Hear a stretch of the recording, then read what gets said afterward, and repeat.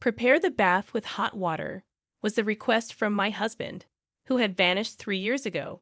When he unexpectedly called me for the first time in ages, he had left me abruptly, leaving behind divorce papers, and eloped with his mistress. The pain I felt that day 3 years ago was immeasurable. I couldn't fathom the audacity of his call now, but I've changed since then.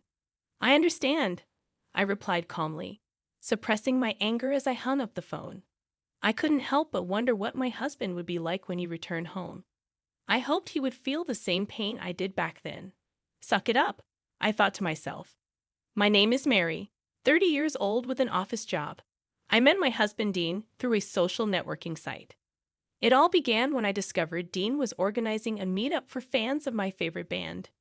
Being unfamiliar with anyone who shared my passion for this less-known band, I reached out to him.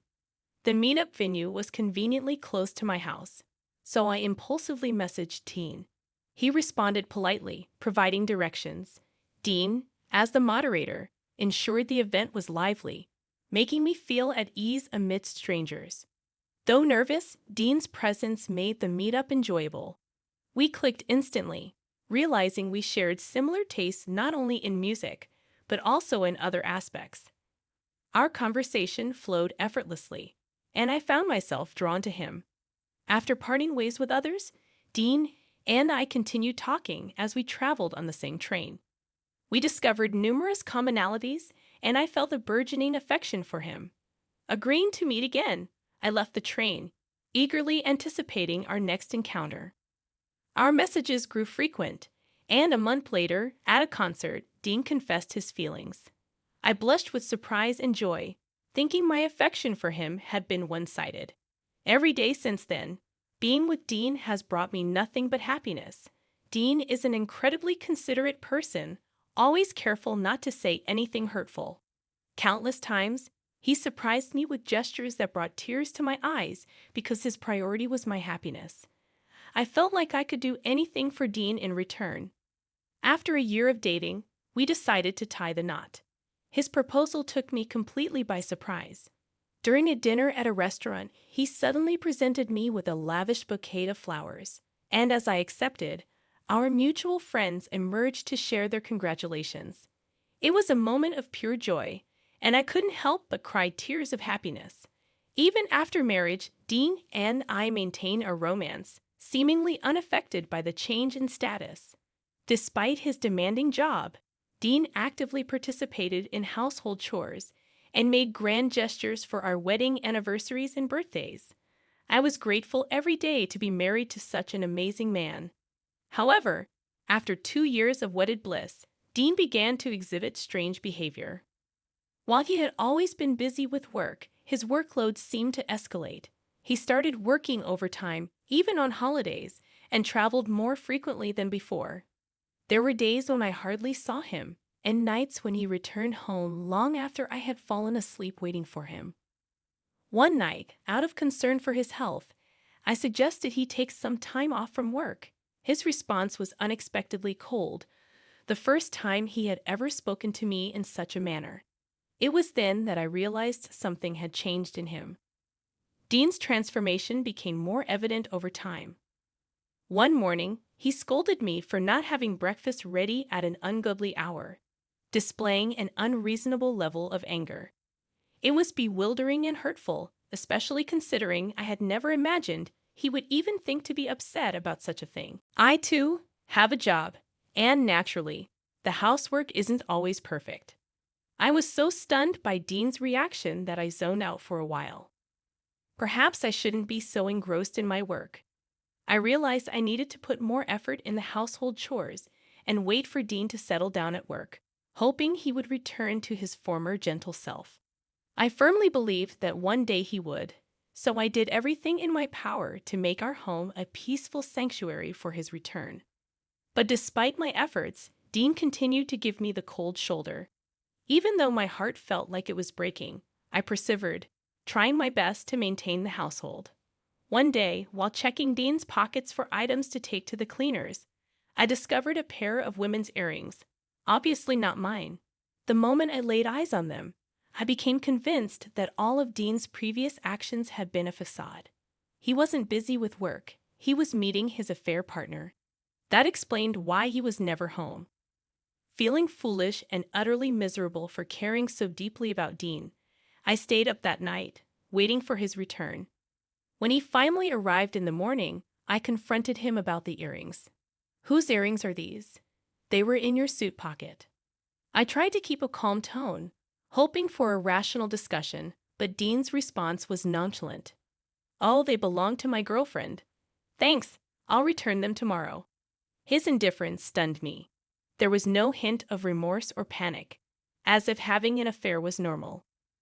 Unable to contain my emotions, I accused him sharply. "You're not even going to apologize, or acknowledge that you're doing something wrong? We're married, aren't we?" Dean's retort was swift and cunning.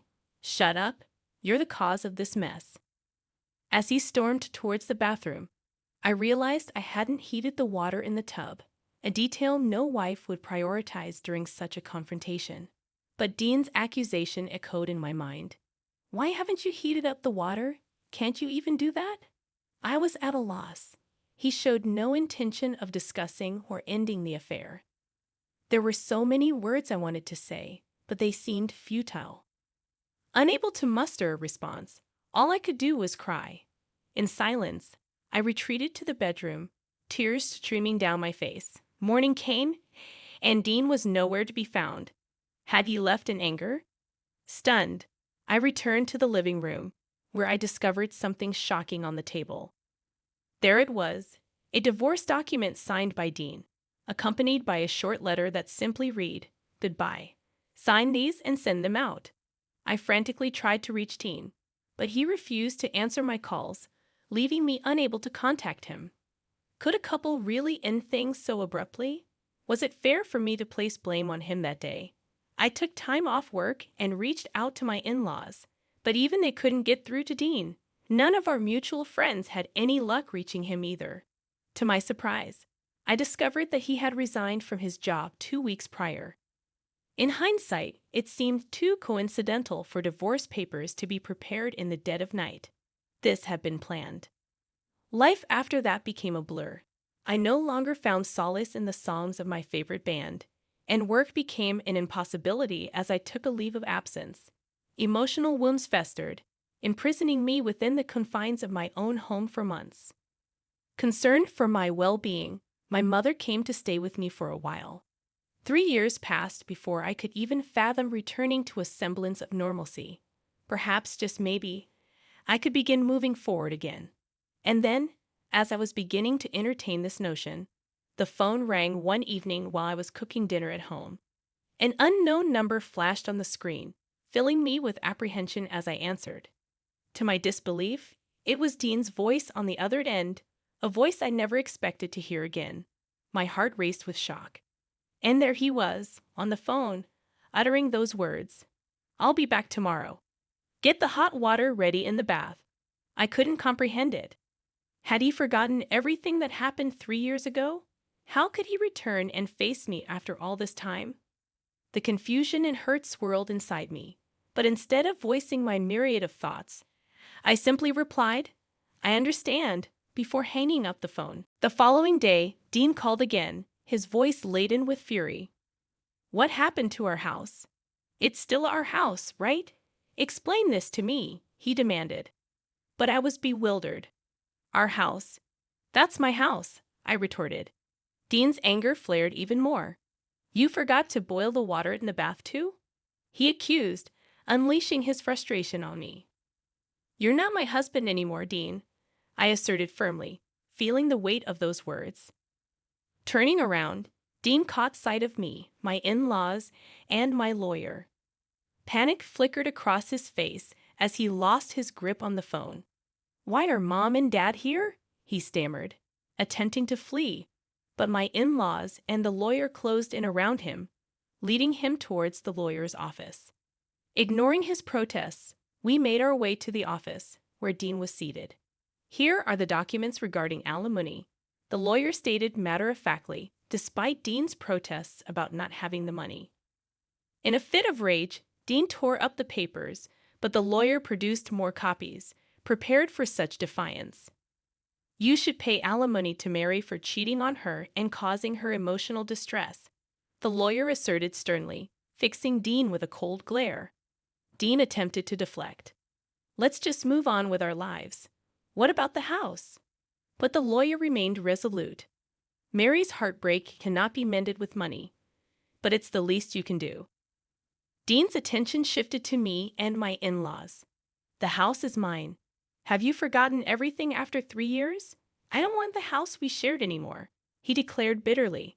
So, I made the decision to tear it down and turn it into a parking lot, Dean declared, referring to the house where we once lived together. Originally, the property belonged to my parents, who had passed it down to Dean and me, though it was in my name. You got it from your parents, so it should be in your name, Dean stated, conveniently forgetting that detail. But I wasn't about to let him off the hook. I don't remember you having any ownership claim, I shot back, refusing to be swayed by his demands.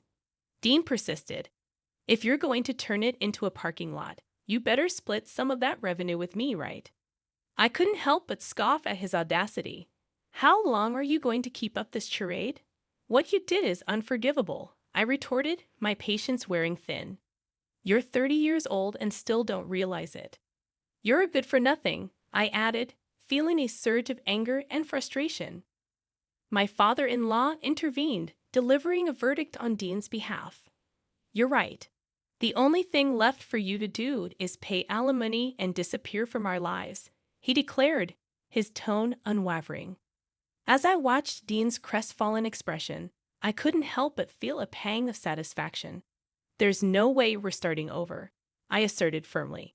You served me those divorce papers, remember? Besides, I'm already remarried, I declared, introducing my lawyer and now husband Jude. Dean was visibly shaken by the revelation, his demeanor shifting from defiance to despair. Don't say that, Mary. I'm sorry, let's start over, he pleaded, his voice tinged with desperation. But I stood my ground. It's too late for that, I replied, my resolve unwavering. Just sign the papers and leave. With a defeated sigh, Dean begrudgingly complied, signing the documents as instructed. Can we please just split it up? He pleaded, his voice strained with desperation. But my father-in-law remained resolute. No one is doing you any favors. Make sure you pay her on time, he admonished sternly. With that, Dean hastily gathered his belongings and fled from the office, leaving behind a palpable sense of relief in his wake. My in-laws apologized profusely for his behavior, and Jude assured me that he would ensure Dean paid his alimony promptly. True to his word, Jude navigated the legal process with finesse, ensuring Dean paid a lump sum as alimony. According to Jude, Dean had no savings and was scraping by with a day job.